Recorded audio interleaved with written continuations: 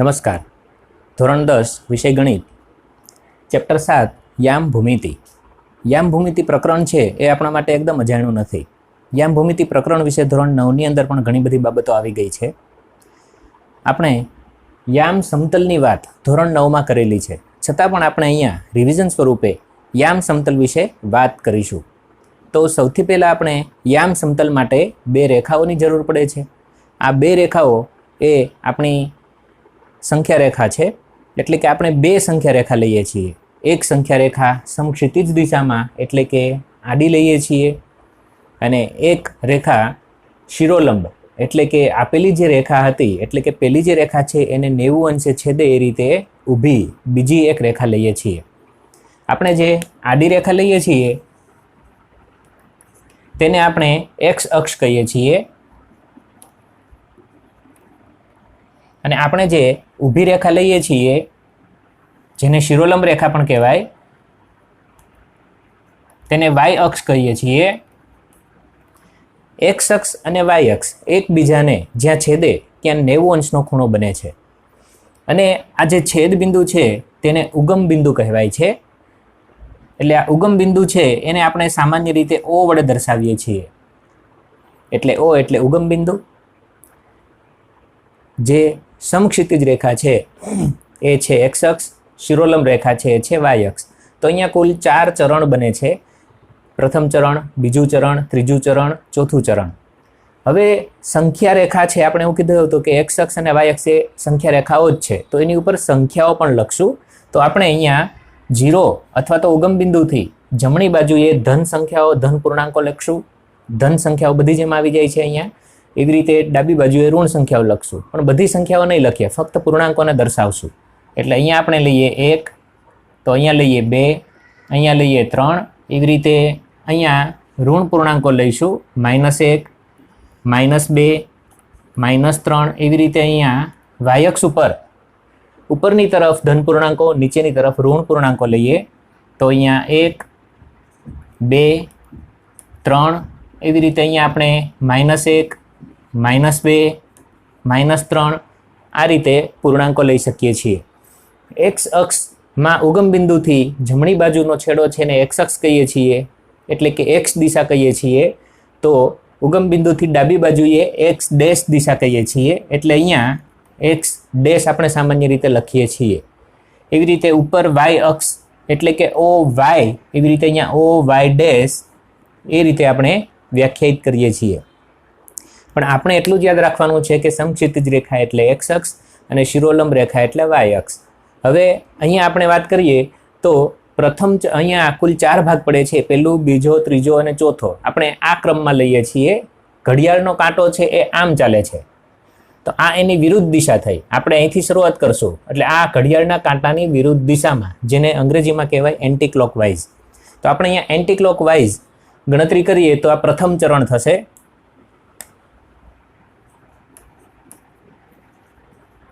આ દરેક ભાગને ચરણ કહેવાય છે. પ્રથમ ચરણ, પછી બીજું ચરણ, એને ઘણીવાર દ્વિતીય ચરણ કહે છે, બીજું અથવા તો દ્વિતીય. ત્રીજું ચરણ અથવા તો તૃતીય ચરણ,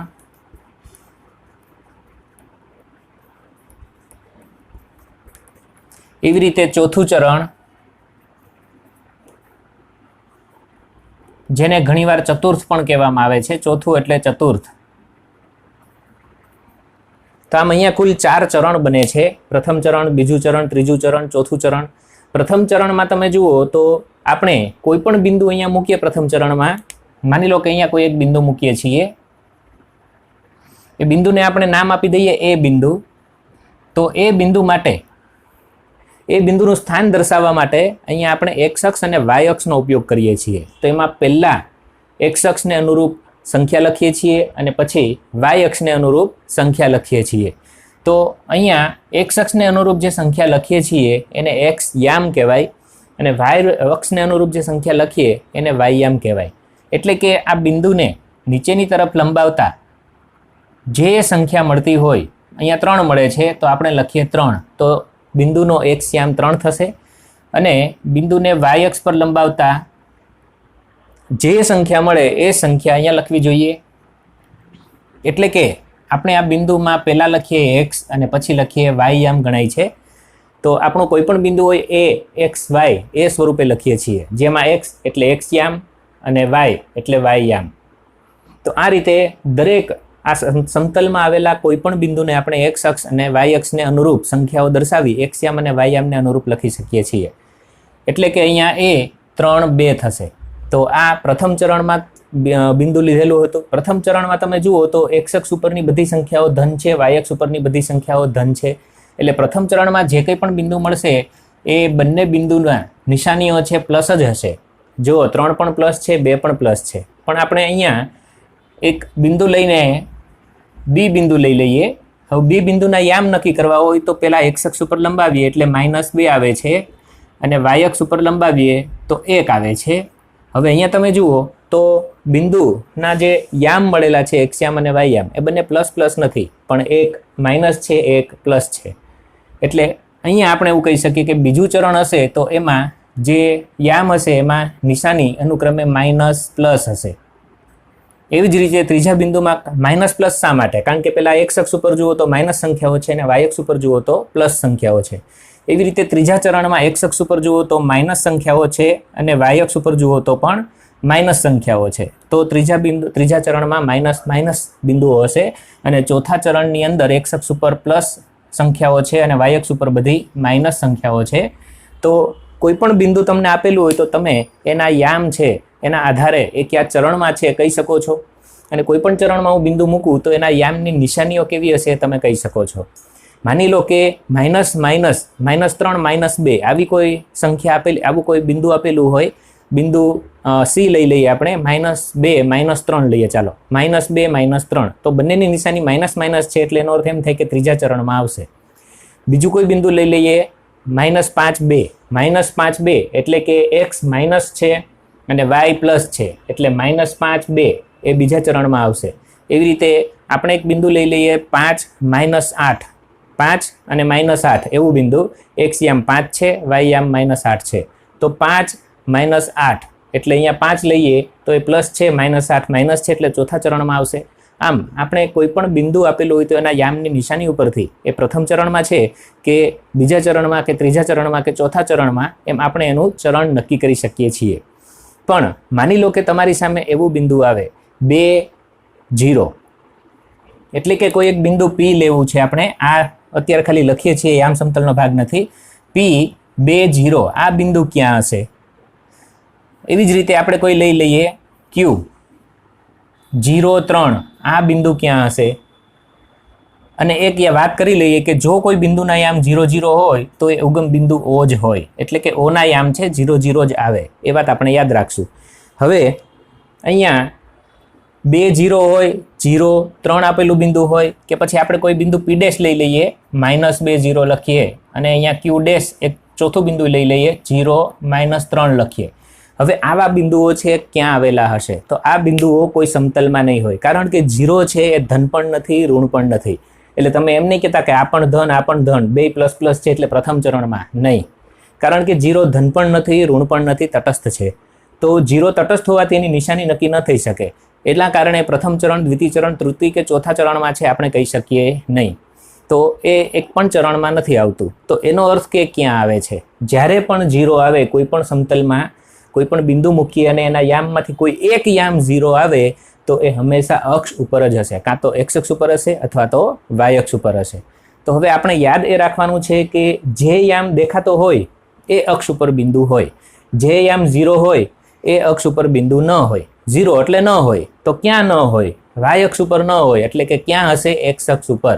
એટલે કે તમારે 2, 0 બિંદુ બતાવવું હોય તો તમારે એક્સ અક્ષ ઉપર 2 જ બતાવી દેવાના. એક્સ અક્ષ ઉપર શું બતાવી દેવાનું? આ એક્સ યામ છે, આ વાય યામ છે. તો એક્સ ઉપર 2 બતાવી દો એટલે કે આ જે બિંદુ છે એ જ બિંદુને કહેવાય P2, 0. એવી રીતે તમારે માની લો P' -2, 0 બતાવવું છે તો પણ એનું એ જ કે એક્સ ઉપર -2 ને ગોતો. તો આ એક્સ અક્ષ છે એના ઉપર -2 અહીંયા દેખાય છે તો આ બિંદુને કહેવાય P' -2, 0. એટલે કે જેનો વાય યામ 0 એ એક્સ અક્ષ ઉપર આવે. કારણ કે વાય યામ 0 એટલે વાય ઉપર તો આવશે જ નહીં, એટલે ક્યાં આવશે? ઉલટું એક્સ અક્ષ ઉપર આવે. એવી રીતે અહીંયા ક્યુ બિંદુ જોઈએ 0 3, તો અહીંયા x યામ 0 છે અને y યામ 3 છે, તો સીધું જ y ઉપર 3 ગોતી લેવાનું. y ઉપર +3 અહીંયા આવ્યા એટલે આ બિંદુ છે આપણું q છે અને એના યામ થશે 0 3. એવી રીતે q ડેશ 0 -3 આપણે જોતું હોય તો એ અહીંયા છે y -3 છે, તો ડાયરેક્ટ -3 ઉપર આવી જાવ અને અહીંયા લખી નાખો q ડેશ -3 0. એટલે આપણે અહીંયા યાદ રાખવાની વાત એ છે કે જો કોઈ બિંદુનો x યામ 0 તો એ y અક્ષ ઉપર હશે અને y યામ 0 તો x અક્ષ ઉપર હોય, ઉલટું હોય. ફરી એકવાર અહીંયા જુઓ તમે કે અહીંયા x યામ છે પણ y યામ 0 છે એટલે આ x અક્ષ ઉપર આવશે. જે યામ આપેલો છે 0 સિવાયની સંખ્યા હોય ને એ અક્ષ ઉપર આવે. એટલે કે આ બિંદુ છે એ x અક્ષ ઉપર છે, આ બિંદુ પણ x અક્ષ ઉપર છે, આ બિંદુમાં y યામ છે એટલે y અક્ષ ઉપર છે, આ બિંદુમાં y યામ છે એટલે y અક્ષ ઉપર છે. જો આપણા બિંદુ x અક્ષ ઉપર આવેલું હોય એટલે કે આપણું કોઈ પણ બિંદુ હોય x અક્ષ ઉપર આવેલું હોય તો એના યામ આપણે કઈ રીતે લખશું એ જોઈએ. આગળ આપણે વાત કરીએ એમ x અક્ષ ઉપર બિંદુ હોય એટલે x યામ હશે, એટલે કે x યામ x રહેશે, y યામ 0 થશે. એટલે કે x અક્ષ ઉપરના કોઈ પણ બિંદુ કીધું હોય તો એના યામ આપણે x0 લેવાના થાય. એવી રીતે y અક્ષ ઉપર કોઈ પણ બિંદુ લેવાનું હોય તો એના યામ 0y લઈશું, કારણ કે y અક્ષ ઉપર છે એટલે y યામ છે, x યામ 0 રહેશે. x અક્ષ ઉપર હોય તો x યામ છે જ્યારે y યામ 0 રહેશે. એટલે દાખલાઓમાં પણ આગળ આપણને ઘણીવાર કહે છે કે આપણું આપેલું બિંદુ x અક્ષ ઉપર છે અથવા તો y અક્ષ ઉપર છે, તો આપણે એ સમયે x અક્ષ ઉપર જો આપણું બિંદુ હોય તો x અક્ષ ઉપર બિંદુના યામ x0 છે એવું ધારી લેવાનું છે. એવી જ રીતે y અક્ષ ઉપર આપણું બિંદુ આપેલું હોય તો બિંદુના યામ y0y છે એ રીતે લઈ લેવાનું છે, જેમ અહીંયા દર્શાવેલું છે. હવે પછીનો ટોપિક આપણે જોઈએ, એમાં આવે છે અંતર સૂત્ર વિશે વાત. અંતર આપણે જાણીએ છીએ કે કોઈ પણ બે બિંદુ આપેલું હોય એની વચ્ચે સીધી રેખામાં આપણે અંતર માપીએ છીએ. તો અહીંયા આપણે વાત છે કે જો આપણા બે બિંદુઓ આપેલા હોય અને બંને x અક્ષ ઉપર આવેલા હોય તો અંતર કઈ રીતે માપવું એ આગળના ધોરણોમાં આવી ગયું છે. માની લો કે એક બિંદુ P છે જે x અક્ષ ઉપર છે એટલે એનો યામ થશે x1 અને y યામ 0. શા માટે x1? કારણ કે અહીંયા ઉપર કીધું જ છે કે બિંદુ x અક્ષ ઉપર હોય તો એનો યામ x0 થાય, પણ અહીંયા બે બિંદુ છે એટલે એકને x1 કહીએ અને બીજો બિંદુ q લઈએ, q ના યામ લઈએ x2 0. એટલે કે p ના યામ x1 0, q ના યામ x2 0. હવે એમની વચ્ચેનું જો અંતર ગોતવું હોય તો અંતરને આપણે p q થી દર્શાવીએ છીએ, કોઈ પણ પ્રકારની નિશાની કરતા નથી. આને વંચાય બિંદુ p અને q વચ્ચેનું અંતર. તો p q જે અંતર છે એનું સૂત્ર માનાંકમાં x1 - x2 થશે. એટલે કે x યામનો તફાવત લેવાનો થાય. y યામ 0 છે એટલે એની અહીંયા વાત કરવાની થશે જ નહીં. x યામનો તફાવત લઈ અને એનો માનાંક લઈ લેવાનો. ઘણીવાર એવું બને કે x1 મોટા હશે, x2 નાના હશે. જો x1 મોટા હોય એટલે કે 3, x2 નાના હોય એટલે કે 2, તો 3 માંથી 2 જાય તો 1 જવાબ આવે, એ તો ધન જ છે. માની લો કે આપણે x1 નાના લઈએ અને x2 મોટા લઈએ, એટલે કે x1 છે 2 લઈએ અને x2 છે 5 લઈએ, તો 2 માંથી 5 જાય તો -3 વધશે. કેટલા વધશે? -3. એને માનાંકમાં રાખવાના અને હવે માનાંકમાંથી કાઢીએ એટલે -3 ના +3 થઈ જશે. માનાંકમાંથી કોઈ પણ સંખ્યા છે ને આપણે માનાંક દૂર કરીએ ત્યારે હંમેશા એ સંખ્યા ઋણ સિવાયની લખવાની હોય છે, એટલે કાં તો ધન આવશે કાં તો 0 આવશે. એટલે આના ઉપરથી શા માટે આવું કરવું પડે છે? તો એનો જવાબ છે કે અંતર છે ક્યારેય ઋણ હોતું નથી. અંતર 0 હોય અથવા તો 0 થી મોટું હોય.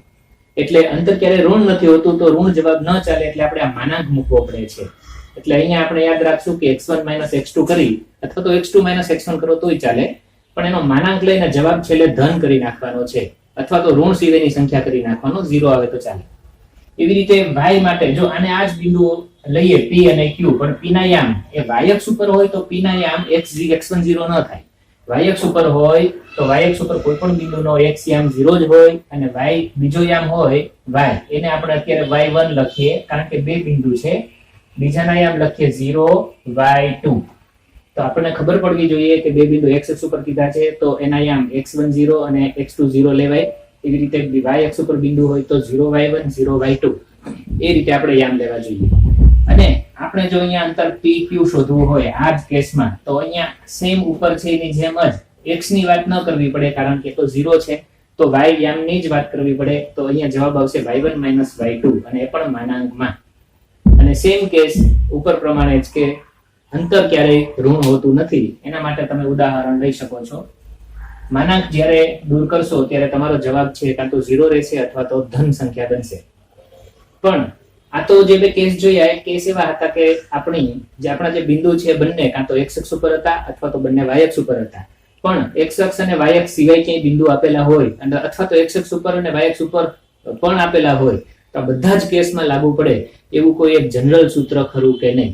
ટૂંકમાં આ સૂત્ર ત્યારે જ લાગુ પડે છે જ્યારે x અક્ષ ઉપર હોય, આ સૂત્ર ત્યારે લાગુ પડે જ્યારે બે બિંદુ y અક્ષ ઉપર હોય. પણ આપણા બિંદુ તો x અક્ષ y અક્ષ સિવાય પણ હોઈ શકે છે. તો જનરલ એટલે કે સામાન્ય સૂત્ર કોઈ આપણી પાસે છે કે કેમ? તો એનો જવાબ છે હા. એટલે કે માની લો કે તમારા બે બિંદુઓ એ એક બિંદુ લઈએ p x1 y1, બીજું બિંદુ લઈએ q x2 y2. તો હવે આ p x1 y1 q x2 y2 એ ગમે ત્યાં હોઈ શકે છે. અક્ષ ઉપર પણ હોઈ શકે, અક્ષ ઉપર ન હોય એવું પણ બને. ગમે ત્યાં સમતલમાં આપણા બિંદુ આપેલા હોય તો એના માટેનું સામાન્ય સૂત્ર છે અંતર સૂત્ર PQ. અંતર કઈ રીતે શોધવું? તો PQ બરાબર વર્ગમૂળમાં, એટલે સૌથી પહેલા આપણે વર્ગમૂળ ભૂલશું નહીં. વર્ગમૂળમાં પહેલા કૌંસમાં x1 - x2 એનો વર્ગ કરી નાખવાનો.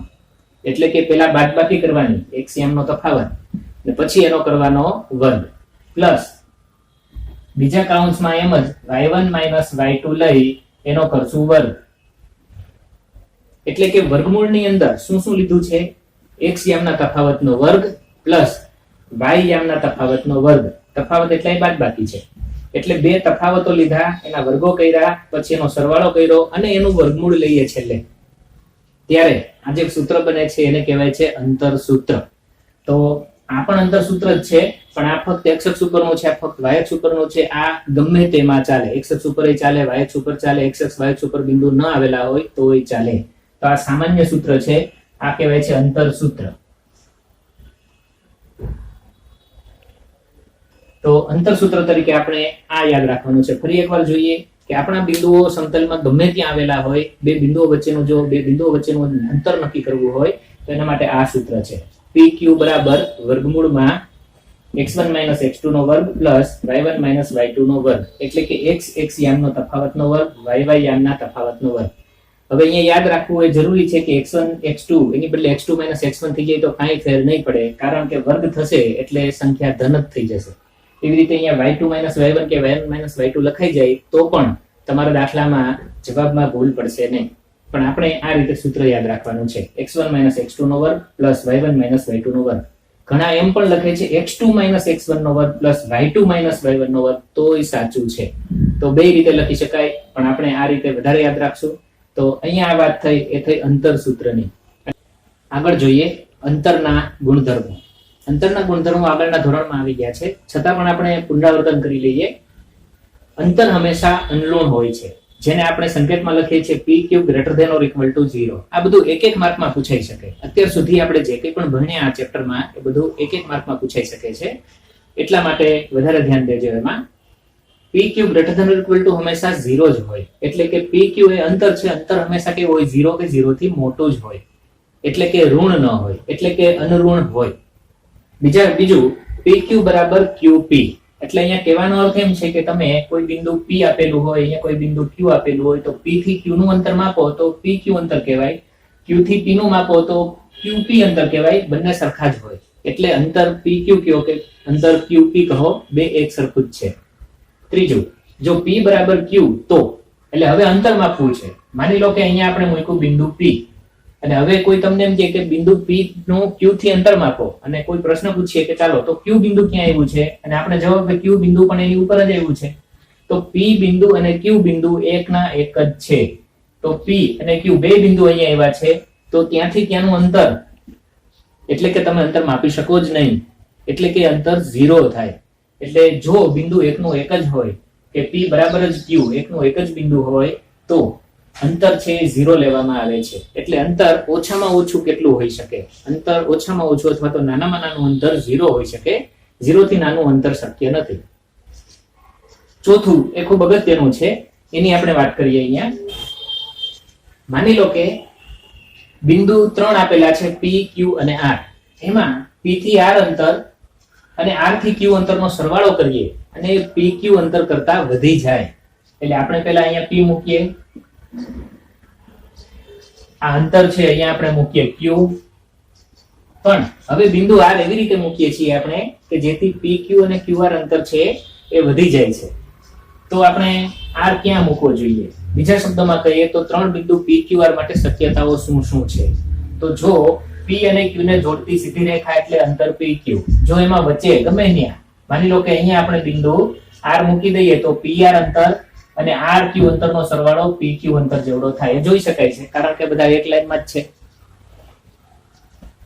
એટલે કે ત્રણ બિંદુ માટે અંતર વિશે આપણે શું કહી શકીએ કે જો કોઈ એક બિંદુ બાકીના બે બિંદુને જોડતી રેખાની ઉપર ક્યાંક આવી જાય આ રેખા ઉપર, તો પીઆર અંતર અને આરક્યુ અંતરનો સરવાળો કરશો એ પી ક્યુ અંતર જેવડો થશે. એટલે અહીંયા પીઆર પ્લસ આરક્યુ એ કેવડું થશે? પી ક્યુ જેવડું. એટલે બરાબરની નિશાની તમે જુઓ. પણ જરૂરી નથી કે તમારું બિંદુ રેખા ઉપર હોય. ત્રણ બિંદુની જ્યારે વાત કરીએ ત્યારે શક્યતાઓ કેટલી છે? એક શક્યતા કે ત્રીજું બિંદુ બેને જોડતી રેખા ઉપર હોય, તો અહીંયા બરાબરની નિશાની છે એ ગણવી પડશે કે પી આર અને આર ક્યુ અંતરનો સરવાળો છે પી ક્યુ જેવડો થાય. કારણ કે અહીંથી આ 3 હોય, અહીંથી આ 5 હોય, તો આ ટોટલ તો 8 થાય જ. એટલે કે જો ટોટલ 8 હોય તો આ 3 જ થાય અને આ 5 જ થાય, જો એક જ લાઈનમાં બધા આવેલા હોય તો. પણ માની લો કે બિંદુ આર અહીંયા આવેલું છે, એટલે કે આ રેખા ઉપર આવેલું નથી, તો એની આપણે વાત કરીએ.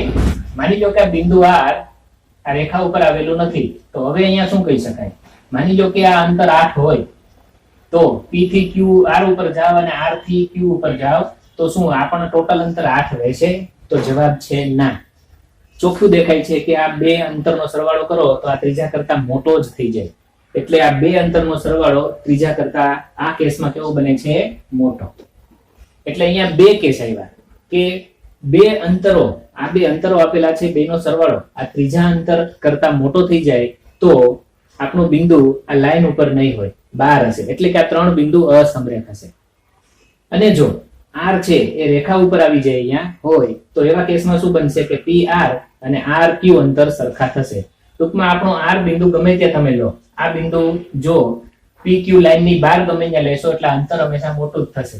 ગમે ત્યાં લઈ જુઓ, અહીંયા અને અહીંયા, તો આ બધા આપણે R લીધા તો R નું અંતર છે PR થી RQ અંતર મોટું જ રહે છે. કોના કરતા? PQ કરતા. પણ જ્યારે તમે આ R એક્ઝેક્ટ એ રેખા ઉપર લઈ લ્યો છો, PQ રેખા ઉપર R લઈ લ્યો તો P થી R અને R થી Q એ અંતર થઈ જાય PQ અંતર જેટલું. એટલે આપણે નોંધમાં પણ અહીંયા જોવાનું છે, તો આ નોંધ પહેલા જોઈ લઈએ. નોંધ નંબર 2 અને નોંધ નંબર 3 કે જો આપણે વાયા R થી જઈએ અને એ અંતર મોટું હોય તો એનો અર્થ એવો થશે કે PQR ત્રણેય અસમરેખ બિંદુઓ છે અને એક ત્રિકોણ રચાશે. અને જો PR અને RQ અંતર એ PQ અંતર જેટલું હોય તો બિંદુઓ સમરેખ થશે, ત્રણેય બિંદુઓ, અને ત્રિકોણ નહીં બને. ફરી પાછું સમજીએ. અહીંયા આ ખૂબ જ અગત્યનો પોઈન્ટ છે. આના આધારે આપણે આગળ દાખલાઓ પણ કરવાના છે. એટલે કહેવાનો અર્થ એમ છે અહીંયા કે એક બિંદુ P છે એને જોડતી રેખા, બીજું બિંદુ Q, એટલે આ અંતર PQ અંતર છે. હવે જો R બિંદુ છે એ બાર ગમે ત્યાં લઈએ તો P થી R, R થી Q અંતર, એટલે કે P થી R અને R થી Q અંતર એ મોટું થઈ જાય. કોના કરતા? PQ અંતર કરતા. બીજા શબ્દોમાં જો P થી R અને R થી Q અંતર PQ કરતા મોટું થઈ જાય તો આપણા ત્રણ બિંદુ અસમરેખ હશે.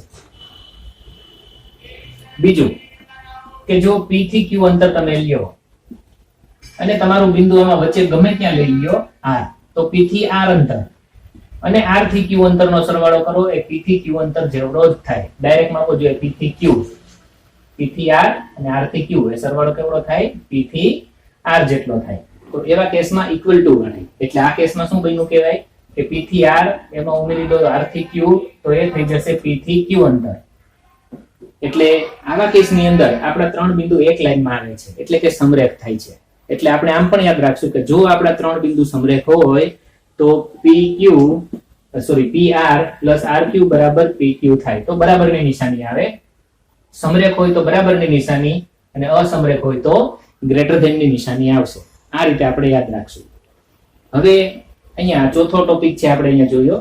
એના પછી નોંધ જોઈ લઈએ, એક બે નોંધ કે આપણે અંતર સૂત્ર તમને કીધું તું યાદ હશે કે પી ક્યુ બરાબર વર્ગમૂળમાં. હવે વર્ગમૂળ દાખલા ગણતી વખતે દર વખતે લખવું થોડુંક અનુકૂળતા વાળું ન હોય, અને દાખલામાં સરળતા ખાતર આપણે પી ક્યુ નો વર્ગ લખી શકીએ છીએ, તો પછી વર્ગમૂળ લખવાનું નહીં. એટલે પી ક્યુ નો વર્ગ બરાબર x1 - x2 નો વર્ગ પ્લસ y1 - y2 નો વર્ગ. એટલે દાખલા ગણતી વખતે ઘણીવાર સરળતા માટે આપણે શું કરી શકીએ છીએ, પી ક્યુ વર્ગ બરાબર કૌંસમાં x1 - x2 square plus y1 - y2 square લખી શકીએ છીએ. એટલે કે વર્ગમૂળ ન લખો તો અહીંયા વર્ગ કરવો પડે. પણ યાદ રાખજો કે તમને અંતર પૂછે છે તો આને અંતર ન કહેવાય. હવે આ પી ક્યુ નો વર્ગ અંતર નથી, અંતરનો વર્ગ છે. તો તમને જ્યારે અંતર એવો સ્પષ્ટ શબ્દોમાં પૂછ્યું હોય, તમારે જવાબ પણ અંતર એમ જ આપવાનું હોય, તો તમારે આનું છેલ્લે વર્ગમૂળ તો કાઢવું જ પડશે. પણ દાખલાની સરળતા ખાતર આપણે અહીંયા વર્ગ રાખીએ છીએ, દાખલો ગણીએ છીએ, પછી જવાબમાં જો અંતરમાં દેલું હશે તો આપણે એનું વર્ગમૂળ કાઢશું, નહીતર બીજો કંઈક સોલ્યુશન એમાં મેળવવાનું આપેલું હશે. બરાબર. પણ આપણે એક ટૂંકી રીત યાદ રાખીએ છીએ કે વર્ગ કરીને લખી શકાય છે, પણ હવે આને અંતર કહેવાતું નથી. તો તમને જ્યારે પણ પ્રશ્નમાં પણ 1 માર્કમાં પૂછે કે અંતર સૂત્ર લખો, તો તમારે વર્ગમૂળ વાળું જ લખવાનું છે, અહીંયા વર્ગ કરવાનો નથી. આ ફક્ત ને ફક્ત દાખલામાં ગણતરીની સરળતા માટે જ લખશું. પછી આ બે વસ્તુ આપણે સમજી લીધી, પણ એકવાર વાંચી લઈએ. PR plus RQ greater than થઈ જાય PQ, એટલે કે બે અંતરનો સરવાળો ત્રીજાથી મોટો થઈ જાય તો આપેલા 3 બિંદુ અસમરેખ હશે, અહીં ઉપર બતાવ્યું એમ, અને એક ત્રિકોણ બનશે. PR પ્લસ RQ અંતર છે, PQ અંતર જેટલું જ હોય, એટલે કે બરાબરની નિશાની હોય, તો PQR એ સમરેખ બિંદુઓ થશે, જે બીજી આકૃતિમાં બતાવ્યું છે. સમરેખ બિંદુઓ થશે એટલે અહીંયા જુઓ કે આ ત્રિકોણ બનતો નથી. તો આ જ ચેપ્ટરમાં ત્રિકોણની વાત પણ આગળ આવે છે કે 3 બિંદુથી ત્રિકોણ બનશે કે નહીં બને. તો એના માટે આપણે અંતર શોધવા પડશે, અને અંતર શોધી અને બેનો સરવાળો ત્રીજા કરતા મોટો થઈ જશે, ગ્રેટર ધેન આવશે તો ત્રિકોણ બનશે, અને ઇક્વલ ટુ આવશે તો ત્રિકોણ બનશે નહીં. તો આ રીતે આપણે આજે બધું શીખ્યા છીએ. ખૂબ પાયાનું જ્ઞાન છે, 1 માર્કમાં આમાંથી પ્રશ્ન પૂછાઈ શકે છે.